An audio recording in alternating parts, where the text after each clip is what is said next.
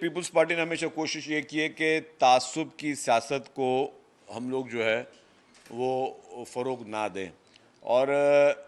सिंध की आपने बात की, सिंध में शुरू में कुछ पॉलिटिकल पार्टीज़ की सियासत ही सिर्फ वो कहते हैं कि उनकी दुकान ही इस पे चलती थी कि जो नफ़रतों की सियासत हो। हमने उसको तो कोशिश की चीज़ न्यूट्रलाइज हों, लेकिन बीच में भी कभी कभी कोई इस तरह की स्टेटमेंट आ जाती है तो हमने एक और नई स्ट्रेटजी बनाई, हम इग्नोर कर देते हैं उनको, क्योंकि वो चाहते ही हैं कि उनकी दुकान तब चलेगी कि वो कोई एक बात करें, फिर हम कोई दूसरी बात करें, फिर वो दो चार बातें हों और फिर वो एक पब्लिक में डिस्कस होना शुरू हो जाए या उसके किसी तरीके से वो अपनी दुकान अपनी चमकाने की कोशिश करें। तो हमने अब वो बातें इग्नोर करना शुरू कर दी। और तासुब की बात मैं आपको ऑनेस्टली बताऊं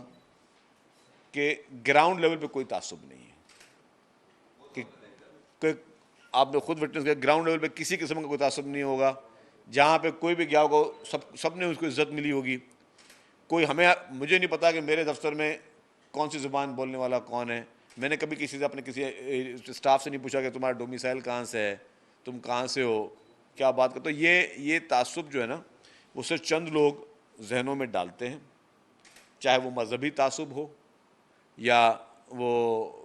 और किसी तरीके से तासुब को पैदा किया जाए। और उसका मकसद ये होता है कि जी उनकी सबकी दुकानें उस पर डिपेंड करती हैं। जहाँ पे भी हो, मैं कोई स्वीपिंग स्टेटमेंट नहीं दूंगा, लेकिन हर आदमी ने अपनी अपनी दुकान इसलिए खोली हुई है कि मैं कोई गलत बात करूं ताकि कोई मुझे जवाब दे तो फिर मेरे पैरोकार मेरे पास आएँ और फलाने के ये हो। तो ये चीज़ें अब मेरे ख्याल से पाकिस्तान को इन चीज़ों से बाहर निकल कर आगे की तरफ जाना होगा। जहाँ तक आपने बात की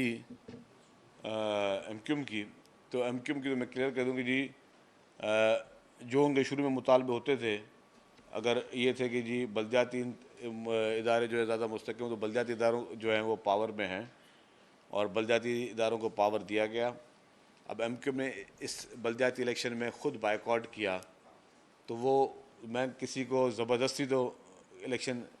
पे खड़ा करके या इलेक्शन को जितवा नहीं सकता। जहाँ तक आपने बात की कि जी सिंध पे हमेशा इल्ज़ाम रखते हैं, तो मैं आपको एक बात बता दूँ, मैं इससे पहले मैंने शुरुआत ही वहीं से की थी कि जी एक सोची समझी साजिश के तहत पीपल्स पार्टी या सिंध हुकूमत के ख़िलाफ़ एक प्रोपेगेंडा की दुकान खोली गई। हालांकि मसाइल हैं, ये नहीं बोला कि जी यहाँ पे कुछ नहीं ऐसी चीज़ें, मसाइल हैं, मसाइल पूरे पाकिस्तान में, मसाइल खैबर पख्तूनख्वा में भी होंगे, बलूचिस्तान में भी होंगे, पंजाब में भी होंगे, इस्लामाबाद में भी होंगे, सिंध में भी होंगे, हर जगह पे होंगे। लेकिन सिर्फ आप एक जगह को टारगेट करके जब आप बात कर रहे होते हैं तो फिर आप परसेप्शन बनाने की कोशिश कर रहे होते हैं। और जब भी ये बाकायदा माजी में मुहिमें भी चली हैं, कैरेक्टर असैसिनेशंस भी की गई हैं, हमारे लीडरान को 11-11, 12-12 साल तक जेल में रखा गया, फिर आखिर में हो गया जी बाइज्जत बरी हो गए जी। तो जब आप किसी को कैरेक्टर असैसिनेशन स्टार्ट करते हैं ना, तो आप ये नहीं देख रहे होते कि यार इसके आफ्टर इफेक्ट्स क्या होंगे, आप उन लोगों को का कितना बुरा चेहरा बना के पेश कर रहे हो। आज पाकिस्तान का मसला भी एक इशू यही है कि एक सोची समझी साजिश के तहत कुछ पॉलिटिकल पार्टीज़ को गंदा करके पेश किया गया और एक शख्स को फरिश्ता करके बनाया गया, पैदा किया, एक इसको पोर्ट्रेट किया गया कि ये फरिश्ता है, बाकी सारे बुरे हैं। तो अब उस जिस तरह आपने उस वक्त आपकी प्रोपेगेंडा की मशीन शुरू हो गई और सारी चीज़ें शुरू हो गई, तो फिर उसको अब आप उसको ठीक करें, कभी कभी ज़ख्म आप बढ़ा देते हो, फिर उसको ठीक करने में बड़ा टाइम लगता है। तो ये एक वजह उसकी ये थी कि जी हमने इन चीज़ों में